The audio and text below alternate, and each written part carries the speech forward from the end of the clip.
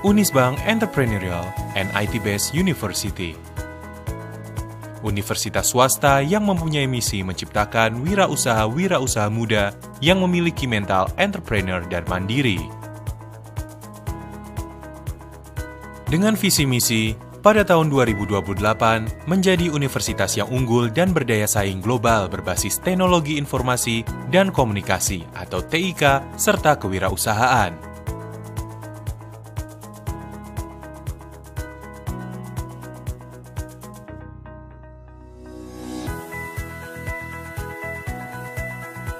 Unisbank memiliki 10 program studi dalam 6 fakultas yang akan mendidik calon-calon entrepreneur muda.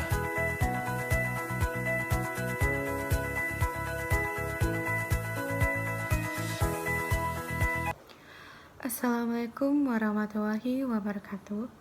Perkenalkan, nama saya Faradita Rahma dengan NIM 200552520131, Prodi S1 Akuntansi Fakultas Ekonomika dan Bisnis Universitas Tugu Bang Semarang. Di sini saya akan mempresentasikan atau menjelaskan materi tentang anggota yang berpraktik melayani publik. Nah, dalam materi ini terdapat beberapa subbab, yaitu yang pertama ada penerapan kerangka kerja konseptual anggota yang berpraktik melayani publik. Yang kedua, benturan kepentingan. Yang ketiga, penunjukan profesional. Yang keempat, pendapat kedua. Yang kelima, imbalan dan jenis remunerasi lain. Keenam, rujukan termasuk hadiah dan keramah tamahan. 7. Kustodi aset klien. 8. Respons atas ketidakpatuhan terhadap peraturan perundang-undangan. Nah, langsung saja yang pertama yaitu penerapan kerangka kerja konseptual anggota berpraktik melayani publik. Nah, pada bagian dari kode etik ini mengatur persyaratan dan materi aplikasi untuk anggota yang berpraktik melayani publik ketika menerapkan kerangka kerja konseptual yang ditetapkan. Bagian ini tidak menjelaskan semua fakta dan keadaan termasuk aktivitas, kepentingan, dan hubungan profesional yang mungkin dihadapi oleh anggota yang berpraktik melayani publik yang memunculkan atau mungkin memunculkan berbagai ancaman terhadap kepatuhan pada prinsip dasar etika. Dengan demikian, kerangka kerja konseptual mensyaratkan anggota yang berpraktik melayani publik untuk waspada terhadap berbagai fakta dan keadaan tersebut. Nah, persyaratan dan materi aplikasi yang diterapkan anggota yang berpraktik melayani publik diatur dalam bagian 3, anggota yang berpraktik melayani publik, seksi 300 hingga 399, yang berlaku bagi semua anggota yang berpraktik melayani publik, yang memberikan jasa asurans atau non-asurans. Selanjutnya ada standar independensi, yaitu ada 2 pada bagian 4A dan pada bagian 4B. Nah, dalam bagian ini, istilah anggota mengacu pada individu anggota yang berpraktik melayani publik dan kantornya. Untuk yang selanjutnya, persyaratan dan materi aplikasi, identifikasi ancaman. Ancaman terhadap kepatuhan pada prinsip dasar etika mungkin dimunculkan oleh serangkaian fakta dan keadaan yang beragam. Kategori ancaman dijelaskan dalam paragraf 126(6)(a)(3). Nah, berikut ini adalah contoh fakta dan keadaan dari setiap kategori ancaman yang mungkin memunculkan ancaman bagi anggota ketika melakukan jasa profesional. Yang pertama, ada ancaman kepentingan pribadi. Itu ada 1. Anggota mempunyai kepentingan keuangan langsung pada suatu klien. 2. Anggota menawarkan suatu imbalan rendah untuk mendapatkan perikatan baru dan imbalan tersebut sangat rendah, sehingga menyulitkan bagi anggota tersebut untuk melakukan jasa profesional sesuai dengan standar profesional dan standar teknis yang berlaku. Yang kedua, ada ancaman telaah pribadi. Yang pertama, anggota menertibkan laporan asurans dan efektivitas operasi sistem keuangan setelah anggota yang bersangkutan mengimplementasikan sistem tersebut. Yang kedua, Anggota menyiapkan data asli yang digunakan untuk menghasilkan catatan yang merupakan hal pokok dari suatu perikatan asuransi. Yang selanjutnya, yang ketiga ada ancaman advokasi. Itu ada yang pertama, anggota mempromosikan kepentingan atau saham dari klien. 2. Anggota bertindak sebagai penasihat yang mewakili klien dalam litigasi atau perselisihan dengan pihak ketiga. Selanjutnya, itu ada anggota melobi proses legislasi untuk kepentingan klien. Yang keempat, itu ada ancaman kedekatan. Yang pertama, anggota memiliki keluarga inti atau anggota keluarga dekat yang menjabat sebagai direktur, komisaris, atau pejabat eksekutif klien.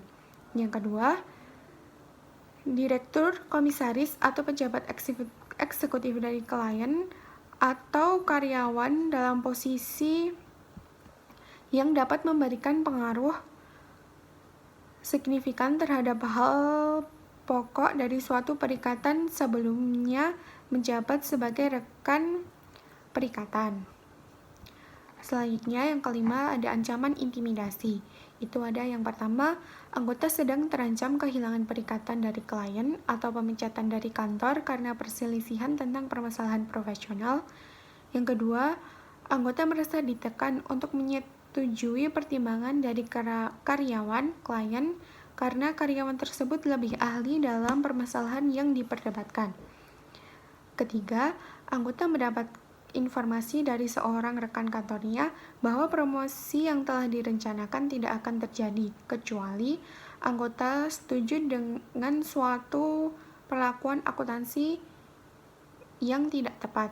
Yang keempat, anggota telah menerima hadiah yang signifikan dari klien dan diancam bahwa penerimaan hadiah tersebut akan dipublikasikan.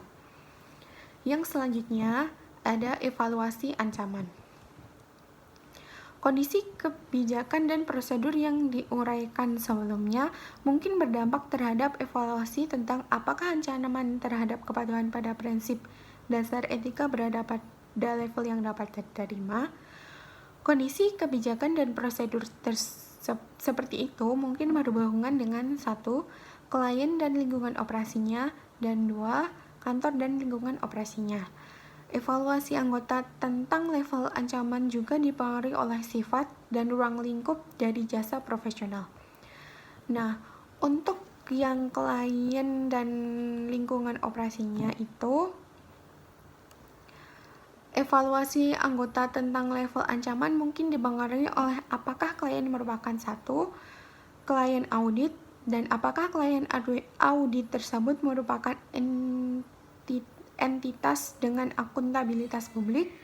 Yang kedua, klien asuransi yang bukan merupakan klien audit. Atau ketiga, klien non-asuran. Misalnya, memberikan jasa non-asuransi kepada klien audit merupakan entitas dengan akuntabilitas publik, mungkin dianggap menghasilkan suatu level ancaman yang lebih tinggi terhadap kepatuhan prinsip objektivitas yang terkait dengan audit tersebut. Untuk struktur tata kelola perusahaan, termasuk kepemimpinan klien, dapat mendorong kepatuhan terhadap prinsip dasar etika. Oleh karena itu, evaluasi anggota tentang level ancaman mungkin juga dipengaruhi oleh lingkungan operasi klien. Sebagai contoh, 1. Klien mensyaratkan individu yang tepat selain manajemen untuk mengesahkan atau menyetujui penunjukan kantor untuk melakukan suatu perikatan. 2. Klien memiliki karyawan yang kompeten dengan pengalaman dan senioritas untuk membuat keputusan manajerial. Yang ketiga, klien telah mengimplementasikan prosedur internal yang memfasilitasi pilihan objektif dalam tender perikatan non-asuransi. Untuk yang selanjutnya itu, yang kedua ada kantor dan lingkungan operasinya. Evaluasi anggota tentang level ancaman mungkin dipengaruhi oleh lingkungan kerja dalam kantor dan lingkungan operasinya. Sebagai contoh, 1. Kepemimpinan dalam kantor mendorong kepatuhan terhadap prinsip dasar etika dan menetapkan ekspektasi bahwa anggota tim asuransi akan bertindak demi kepentingan publik. 2.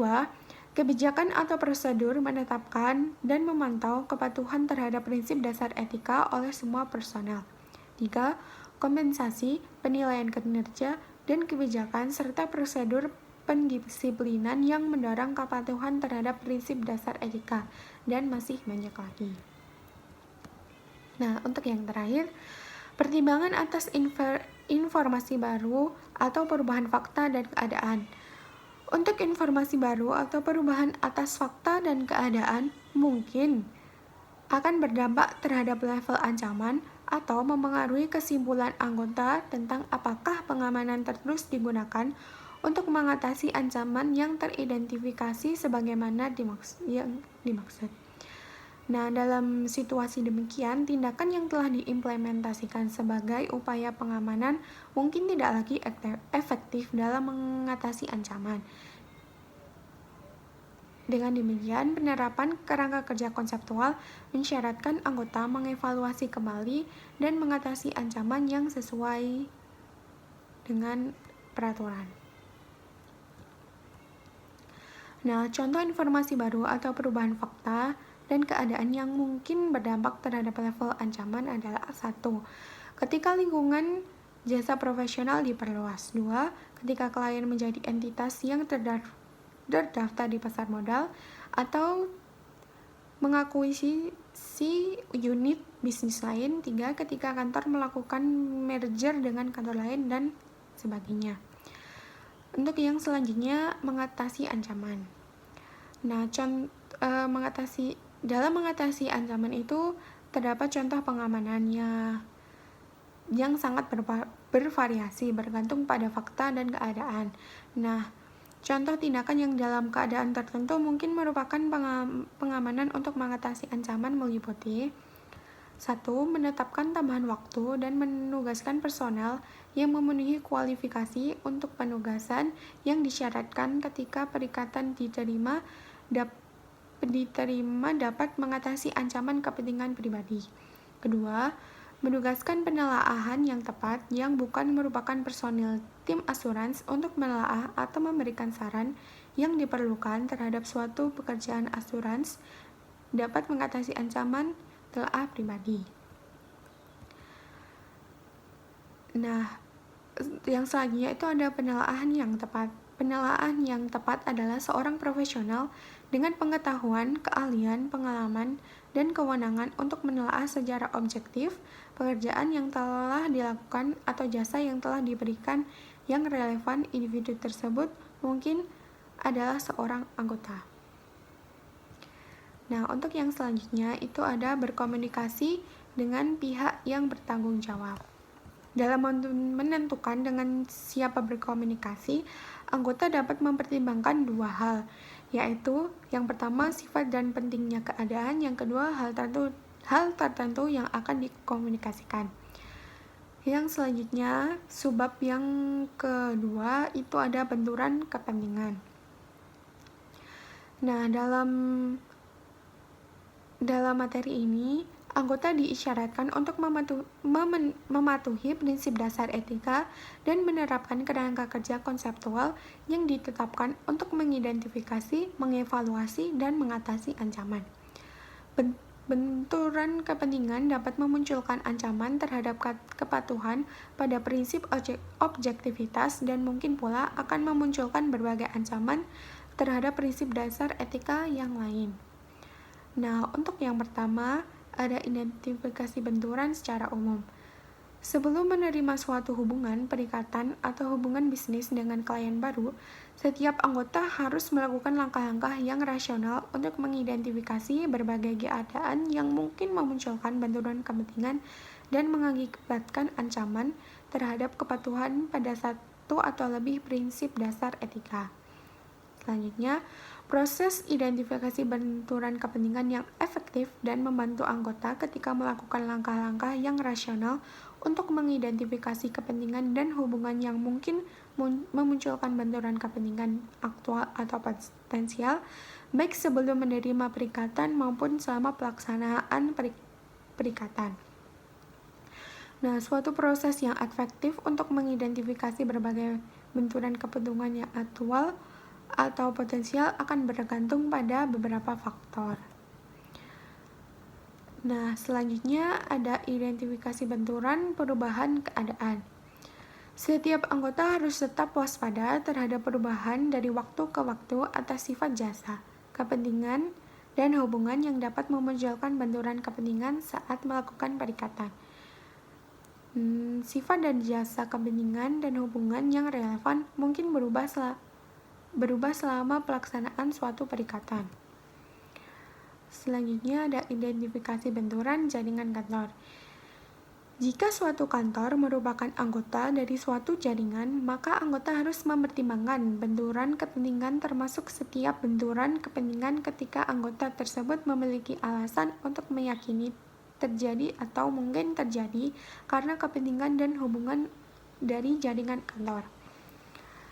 Untuk faktor-faktor yang mempertimbangkan ketika mengidentifikasi kepentingan dan hubungan yang melibatkan suatu jaringan kantor itu meliputi 1. Sifat dan jasa profesional yang diberikan. 2. Klien yang dilayani oleh jaringan tersebut. 3. Lokasi wilayah yang semua pihak terkait. Yang kedua, ada ancaman yang muncul untuk langkah pencegahan. Yang pertama, memiliki tempat praktik yang terpisah untuk fungsi khusus dalam kantor yang mungkin berfungsi sebagai penghambat alur informasi rahasia klien dari satu divisi ke divisi lain dalam kantor. Yang kedua, kebijakan dan prosedur untuk membatasi akses terhadap berkas klien. Yang ketiga, perjanjian kerahasiaan yang ditandatangani oleh para karyawan dan para rekan di kantor. 4. Pemisahan informasi rahasia secara fisik maupun elektronik. Kelima, pelatihan dan komunikasi yang bertujuan khusus. Nah, selanjutnya itu ada contoh tindakan yang dapat menjadi pengaman dalam mengatasi ancaman yang muncul karena benturan kepentingan. Yang pertama, menugaskan tim perikatan terpisah yang dilengkapi dengan kebijakan dan prosedur yang jelas dalam menjaga kerahasiaan. 2. Menugaskan penelaah yang tepat yang tidak terlibat dalam pemberian jasa atau tidak terdampak oleh benturan kepentingan untuk menelaah suatu kerjaan yang dilakukan. Dan untuk menilai apakah berbagai pertimbangan, kunci dan kesimpulan sudah tepat. Materi selanjutnya yang ketiga ada pengungkapan dan persetujuan. Secara umum, hal tersebut ada 5. Yang pertama, anggota harus menerapkan pertimbangan profesional untuk menentukan apakah sifat dan signifikansi suatu benturan kepentingan memerlukan pengungkapan spesifik dan persetujuan secara eksplisit ketika mengatasi ancaman yang muncul karena benturan kepentingan tersebut. Yang kedua, faktor-faktor yang mempertimbangkan ketika menentukan perlunya pengungkapan spesifik dan persetujuan eksplisit tersebut. Yang ketiga, bentuk dari pengungkapan dan persetujuan mungkin berbeda. Yang keempat, secara umum anggota perlu untuk 1. Mengungkapkan sifat, benturan kepentingan, dan bagaimana setiap ancaman yang muncul kepada klien yang terkena dampak benturan kepentingan. Dan yang kedua, memperoleh persetujuan dari klien anggota yang terkena dampak untuk melaksanakan pemberian jasa profesional ketika pengaman diterapkan untuk mengatasi ancaman. Yang kelima, jika pengungkapan dilakukan secara lisan atau persetujuan diberikan secara lisan atau tersirat, maka setiap anggota dianjurkan untuk mendokumentasikan 1. Sifat dari keadaan yang memunculkan benturan kepentingan. 2. Pengamanan yang diterapkan untuk mengatasi ancaman. Dan ketiga, persetujuan yang diperoleh. Nah, yang selanjutnya, pengungkapan dan persetujuan ketika persetujuan eksplisit ditolak. Itu yang pertama, mengakhiri atau menolak untuk melaksanakan jasa profesional yang akan mengakibatkan benturan kepentingan. Atau 2. Mengakhiri hubungan yang relevan atau melepaskan kepentingan yang relevan untuk menghilangkan ancaman atau menurunkannya pada level yang dapat diterima. Yang keempat, ada kerahasiaan. Ketika pengungkapan untuk memperoleh persetujuan akan melanggar kerahasiaan. Ketika membuat pengungkapan spesifik dengan tujuan untuk mendapatkan persetujuan eksplisit dapat menyebabkan pelanggaran terhadap prinsip kerahasiaan dan persetujuan eksplisit tersebut tidak dapat diperoleh.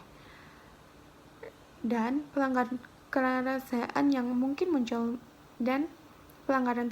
kerahasiaan tersebut yang mungkin muncul misalnya ketika mencari persetujuan. Nah, keadaan tersebut diatur dalam paragraf P310.12. Selanjutnya yang kelima ada dokumentasi. Untuk keadaan yang diatur dalam paragraf P310.12, anggota harus mendokumentasikan satu, sifat dari keadaan tersebut, termasuk peran yang dilakukan oleh anggota. 2. Pengukuran spesifik yang diterapkan untuk mencegah pengungkapan informasi di antara tim perikatan yang menangani dua klien. Dan 3. Alasan yang mendasari kesimpulan bahwa tepat untuk menerima perikatan tersebut. Subbab selanjutnya yang ketiga ada penunjuk profesional. Yang pertama, penerimaan klien dan perikatan. Secara umum, ancaman untuk mematuhi prinsip integritas atau perilaku profesional mungkin muncul misalnya dari masalah yang ditanyakan terkait dengan klien, pemilik manajemen atau aktivitas. Selanjutnya, ancaman kepentingan pribadi terhadap kepatuhan pada prinsip kompetensi dan kehati-hatian profesional muncul jika tim perikatan tidak memiliki atau tidak dapat memperoleh kompetensi untuk melakukan jasa profesional. Nah, untuk contoh dan tindakan yang dapat menjadi pengaman untuk mengatasi suatu ancaman kepentingan tersebut itu ada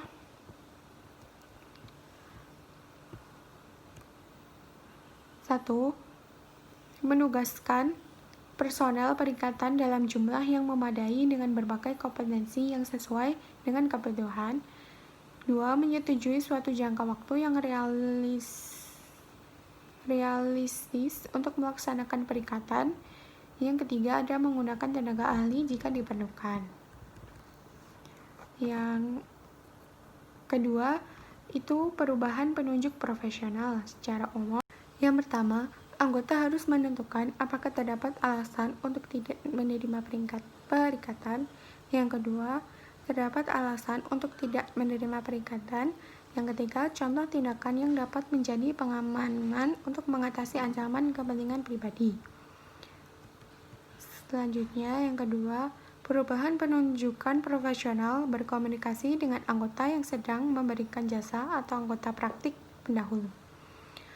Anggota yang diusulkan biasanya akan membutuhkan izin dari klien lebih baik secara tertulis untuk memulai pembahasan dengan anggota yang sedang memberikan jasa atau anggota praktisi pendahulu. Jika tidak dapat berkomunikasi dengan anggota yang sedang memberikan jasa atau anggota praktisi pendahulu, maka anggota yang diusulkan harus mengambil langkah-langkah memadai lainnya untuk memperoleh informasi tentang kemungkinan adanya ancaman. Selanjutnya, perubahan penunjukan profesional komunikasi dengan anggota yang diusulkan. Pertama, ketika anggota yang sedang memberikan jasa atau anggota praktisi pendahulu diminta untuk menanggapi komunikasi anggota yang diusulkan. 2. Anggota yang sedang memberikan jasa atau anggota praktisi pendahulu terikat dengan perjanjian kerahasiaan. Apakah anggota yang sedang memberikan jasa atau anggota praktisi pendahulu diperkenankan atau diharuskan untuk mendiskusikan perihal hubungannya dengan klien dengan anggota yang diusulkan bergantung pada sifat perikatan tersebut. Selanjutnya, perubahan penunjukan profesional, perubahan penunjukan audit atau review. Yang pertama, jika klien menyetujui anggota yang sedang memberikan jasa atau anggota praktisi pendahulu mengungkapkan fakta atau informasi lainnya, maka anggota yang sedang memberikan jasa atau anggota praktisi pendahulu harus memberikan informasi secara jujur dan jelas. Kedua, jika klien gagal atau menolak untuk memberikan izin kepada anggota yang sedang memberikan jasa atau anggota praktisi pendahulu untuk membahas permasalahan klien dengan anggota yang diusulkan, maka anggota yang sedang memberikan jasa atau anggota praktisi pendahulu harus mengungkapkan fakta tersebut kepada anggota yang diusulkan. Harus berhati-hati dalam mempertimbangkan kegagalan atau penolakan tersebut ketika menentukan apakah akan menerima penunjukan. Selanjutnya yang ketiga, keberlanjutan perikatan dengan klien. Untuk perikatan yang berulang, anggota harus secara periodik menelaah apakah akan melanjutkan perikatan. Potensi ancaman terhadap kepatuhan pada prinsip dasar etika mungkin muncul setelah menerima perikatan yang, jika telah diketahui sebelumnya, akan menyebabkan anggota yang menolak perikatan. Misalnya, ancaman kepentingan pribadi terhadap kepatuhan pada prinsip integritas dapat muncul. Keempat, penggunaan pekerjaan ahli. Ketika anggota bermaksud untuk menggunakan pekerjaan seorang ahli, maka anggota harus menentukan apakah penggunaan ahli tersebut terjamin mutunya. Selanjutnya, sebab yang keempat, pendapat kedua. Dalam memberikan pendapat kedua kepada entitas yang bukan merupakan klien pada saat ini dapat memunculkan ancaman kepentingan pribadi atau ancaman lain terhadap kepatuhan dari satu atau lebih prinsip dasar etika. Sebab yang selanjutnya, yang kelima, itu imbalan dan jasa remunerasi lain. Yang pertama, besaran imbalan. 1. Besaran imbalan yang ditawarkan mungkin mempengaruhi kemampuan anggota untuk melaksanakan jasa profesional sesuai dengan standar profesionalnya. 2. Terdapat faktor-faktor yang relevan dalam mengevaluasi level ancaman tersebut. Nah, faktor-faktor tersebut adalah 1. Apakah klien menyadari ketentuan suatu perikatan dan terutama basis penentuan imbalan yang diajukan dan lingkup jasa yang diberikan berdasarkan imbalan tersebut. 2. Apakah besaran imbalan ditetapkan oleh pihak ketiga yang independen secara regulator. Selanjutnya, untuk yang ketiga, itu ada contoh tindakan yang dapat menjadi pengaman untuk mengatasi ancaman kepentingan pribadi tersebut. Nah, contoh tersebut mencakup 1. Menyesuaikan besarnya imbalan atau lingkup perikatan. 2. Menugaskan penelaahan yang tepat untuk menelaah pekerjaan yang dilakukan. Selanjutnya, yang kedua ada imbalan kontingen. 1. Imbalan kontingen kadang digunakan untuk perikatan non-asurans tertentu.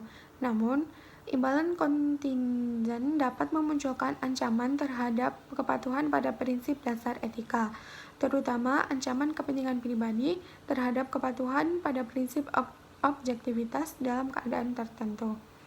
Yang kedua, terdapat faktor-faktor yang relevan dalam pengevaluasian level suatu ancaman tersebut.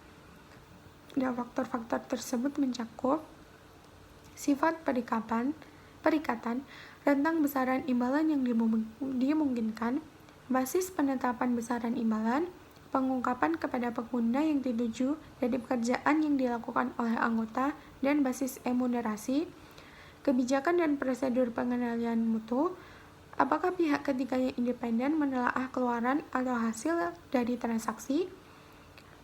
Selanjutnya, apakah besaran imbalan ditetapkan oleh pihak ketiga yang independen seperti regulator. Yang ketiga, contoh tindakan yang dapat menjadi pengaman terhadap ancaman kepentingan pribadi. Itu meliputi 1. Penugasan penelaahan yang tepat yang tidak terlibat dalam pelaksanaan jasa non-asurans untuk menelaah pekerjaan yang dilakukan oleh anggota. 2. Memperoleh persetujuan tertulis dari klien pada awal perikatan mengenai basis remunerasi. Selanjutnya, yang ketiga ada imbalan rujukan dan komisi. Nah, dalam imbalan rujukan dan komisi, ancaman kepentingan pribadi terhadap kepatuhan pada prinsip objektivitas dan prinsip kompetensi dan kehati-hatian profesional muncul jika anggota membayar atau menerima imbalan, rujukan, atau menerima komisi yang berkaitan dengan klien.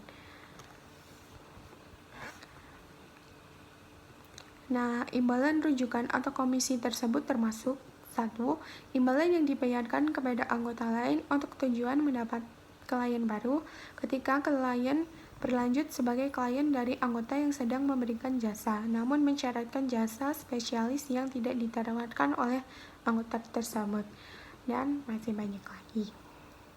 Selanjutnya, contoh tindakan yang dapat menjadi pengamanan untuk mengatasi ancaman kepentingan pribadi. Itu termasuk mendapatkan persetujuan terlebih dahulu dari klien mengenai pengaturan komisi dalam hubungannya dengan penjualan barang dan jasa pada pihak ketiga kepada klien tersebut mungkin dapat mengatasi ancaman kepentingan pribadi. Selanjutnya, yang keempat, ada pembelian atau penjualan kantor. Anggota dapat membeli seluruh atau sebagian kepemilikan dari kantor berdasarkan pembayaran yang akan diberikan kepada pemilik kantor sebelumnya atau kepada ahli warisnya atau estate. Pembayaran tersebut bukan merupakan imbalan rujukan atau komisi seperti yang dimaksud dalam seksi ini. Nah, selanjutnya subbab yang keenam, bujukan termasuk hadiah atau keramah tamahan. Bujukan adalah objek, situasi, atau tindakan yang digunakan untuk memengaruhi perilaku individu lain, namun tidak dimaksudkan untuk memengaruhi perilaku individu tersebut secara tidak patut. Bujukan dapat berkisar dari tindakan kecil berupa keramah tamahan antara anggota dan klien atau calon klien, hingga tindakan yang mengakibatkan ketidakpatuhan terhadap peraturan perundang-undangan. Nah, bujukan ini dapat berupa hadiah, keramah tamahan, hiburan, sumbangan politik atau sosial, tawaran yang tidak pantas atas persahabatan dan loyalitas, pemberian kerja atau kesempatan komersial lainnya, pelakuan hak atau hak istimewa. Nah, bujukan ini bisa dibagi menjadi dua. Yang pertama, bujukan yang dilarang oleh peraturan perundang-undangan, dan yang kedua, bujukan yang tidak dilarang oleh peraturan perundang-undangan. Untuk bujukan yang dilarang oleh peraturan perundang-undangan itu, peraturan perundang-undangan seperti yang berkaitan dengan penyuapan dan korupsi melarang menawarkan atau menerima bujukan dalam keadaan tertentu. Anggota harus memperoleh pemahaman tentang peraturan perundang-undangan yang relevan dan mematuhinya ketika anggota tersebut menghadapi keadaan demikian. Nah, untuk yang bujukan yang tidak dilarang oleh peraturan perundang-undangan itu, menawarkan atau menerima bujukan yang tidak dilarang oleh peraturan perundang-undangan mungkin masih memunculkan ancaman terhadap kepatuhan pada prinsip dasar etika. Untuk yang selanjutnya, itu bujukan itu ada dua. Bujukan dengan intensi untuk memengaruhi perilaku secara tidak patut, itu seperti anggota tidak boleh menawarkan atau mendorong pihak lain untuk menawarkan bujukan apapun atau penawaran bujukan yang kemungkinan akan disimpulkan oleh pihak ketiga yang rasional dan memiliki informasi yang memadai, dilakukan dengan intensi untuk memengaruhi perilaku dari penerima atau individu lain secara tidak patut. Yang kedua, bujukan tanpa intensi untuk mempengaruhi perilaku secara tidak patut.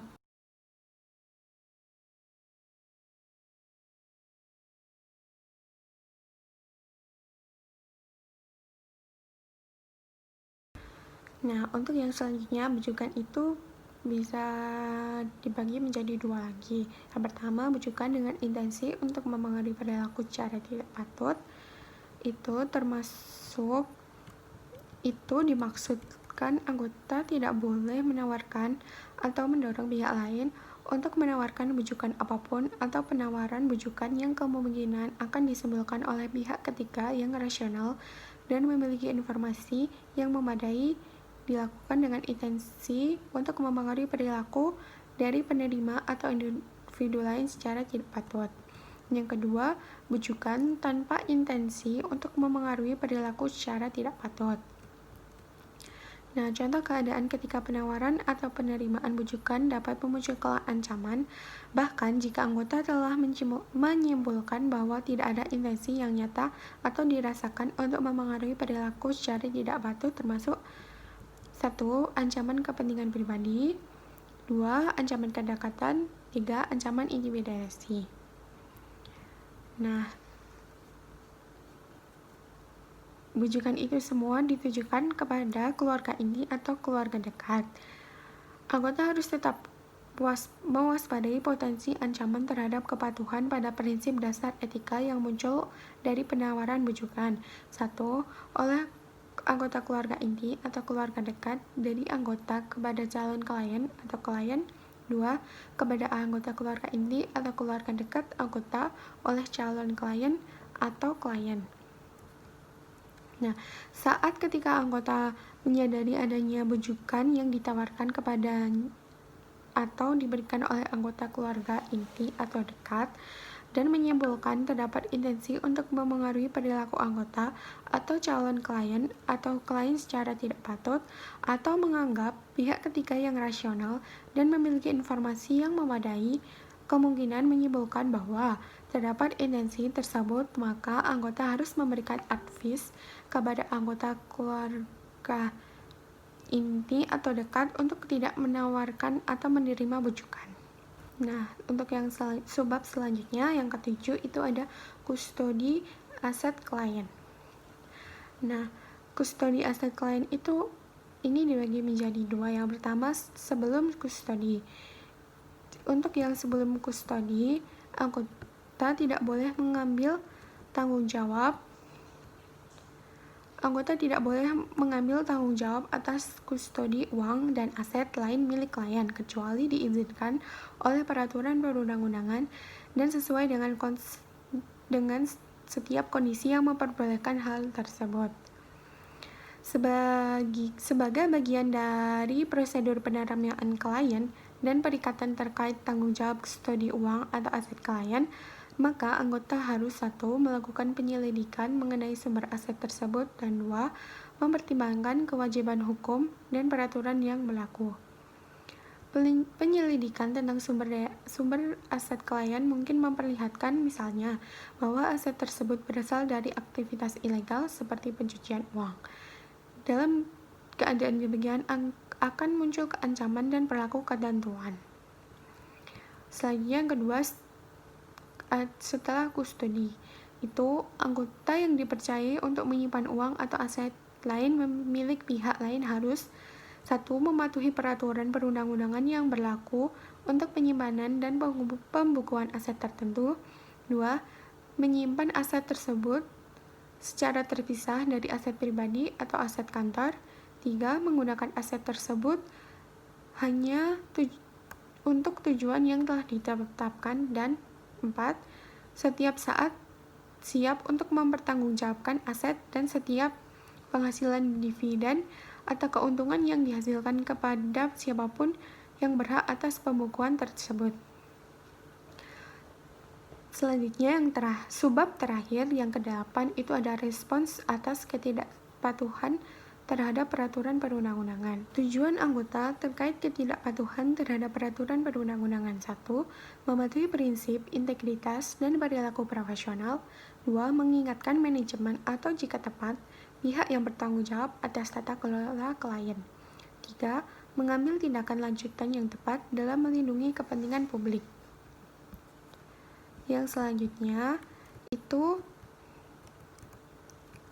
pihak-pihak yang bertanggung jawab atas tata kelola. Yang pertama, klien. 2. Pihak yang bertanggung jawab atas tata kelola klien. 3. Manajemen klien. 4. Individu lain yang bekerja untuk atau di bawah arahan klien. Selanjutnya, contoh peraturan perundang-undangan terkait seksi ini. Itu yang pertama, kecurangan, korupsi, dan penyuapan. 2. Pencucian uang, pendanaan teroris, dan tindakan kriminal. 3. Pasar dan perdagangan surat berharga. 4. Perbankan dan produk dan jasa keuangan lainnya. 5. Perlindungan data. 6. Liabilitas pajak dan pensiun serta pembayarannya. Dan masih banyak lagi. Nah, selanjutnya ada audit atas laporan keuangan. Yang pertama, memperoleh pemahaman atas permasalahan. Jika anggota mengidentifikasi atau menduga bahwa ketidakpatuhan telah terjadi atau mungkin terjadi, maka anggota harus membahas permasalahan tersebut dengan level manajemen yang tepat dan jika perlu dengan pihak yang bertanggung jawab atas tata kelola. Yang kedua, mengatasi permasalahan. Jika manajemen dan pihak yang bertanggung jawab atas tata kelola tidak memahami tanggung jawabnya terhadap peraturan perundang-undangan sehubungan dengan permasalahan tersebut, maka anggota dapat menyarankan atau mencari sumber informasi yang tepat atau merekomendasikan agar mendapatkan advies hukum. 3. Komunikasi terkait grup. Jika anggota menyadari ketidakpatuhan atau dugaan ketidakpatuhan terkait dengan komponen dari suatu grup pada salah satu dari dua situasi berikut, maka anggota harus mengomunikasikan permasalahan tersebut kepada rekan perikatan grup, kecuali dilarang oleh peraturan perundang-undangan. Selanjutnya yang keempat, menentukan perlu tidaknya tindakan lanjutan, yaitu anggota harus menilai ketepatan respons manajemen dan jika dapat diterapkan pihak yang bertanggung jawab atas tata kelola. 5. Penentuan. Apakah mengungkapkan permasalahan kepada otoritas yang berwenang? Itu mengungkapkan permasalahan kepada otoritas yang berwenang akan dilarang jika hal tersebut bertentangan dengan peraturan perundang-undangan yang berlaku. Selanjutnya yang keenam, pelanggaran yang mungkin segera terjadi. Itu jika anggota menyadari ketidakpatuhan atau dugaan ketidakpatuhan terkait dengan komponen dari suatu grup pada salah satu dari dua situasi berikut, maka anggota harus mengomunikasikan permasalahan tersebut kepada rekan perikatan grup, kecuali dilarang oleh peraturan perundang-undangan. Sebelum saya tutup presentasi atau penjelasan dari saya ingin memberikan beberapa kata-kata motivasi untuk teman-teman semuanya tentang life goes on. Di tahun ini, dunia kita itu terasa berhenti. Semua rencana kita batal, kita harus membuat banyak sekali penyesuaian. Gak ada yang nyangka 2020 bakal seperti ini kan? Tetapi ternyata ini sudah mau akhir Desember. Nyatanya, hidup kita tetap terus berjalan. Luar biasa ya, ternyata kita bisa bertahan sejauh ini. Luar biasa lagi adalah bahwa bukan kita saja yang mengalami ini, tapi seluruh dunia juga sedang berjuang. Mungkin kita sering lupa kalau kita sebenarnya manusia biasa. Meski kita sudah berusaha sebaik mungkin, kita masih bisa dapat masalah. Ada banyak sekali hal di dunia ini yang sebenarnya ada di luar kendali kita. Segalanya gak mungkin selalu baik-baik saja. Pernah terpikir gak kalau apa yang harus kita lalui sekarang mungkin hanya akan jadi cerita beberapa tahun ke depan? Karena hidup kita ini terus berjalan. Segala yang sudah kita lalui hanya bisa jadi pelajaran. Kita harus terus maju, melangkah ke depan, dan gak kehilangan harapan. Dunia boleh berubah dengan segala ketidakpastiannya, tapi jangan pernah lupa, kamu tidak sendirian menghadapi semuanya. Masih ada orang-orang yang peduli sama kamu dan juga berjuang bersama kamu. Hidup kita akan terus berjalan. Saat keadaan susah, ingatlah bahwa semuanya hanya sementara. Saat keadaan baik, bersyukurlah dan nikmatilah setiap momennya. Tapi tetap ingat, segalanya bisa berubah kapan saja. Seringkali kita nggak tahu harus melangkah kemana atau bagaimana jalan keluar masalah kita. Nggak apa-apa, yang penting kita harus melangkah, menikmati perjalanan kita. Saat kita sama-sama lemah, adalah kesempatan kita bisa saling menguatkan. Itulah sedikit kata-kata motivasi dari saya. Bagian presentasi dari saya, apabila ada kesalahan kata, kesalahan materi, kesalahan perbuatan, saya mohon maaf yang sebesar-besarnya. Semoga penjelasan saya tadi bermanfaat bagi teman-teman semua. Terima kasih. Wassalamualaikum warahmatullahi wabarakatuh.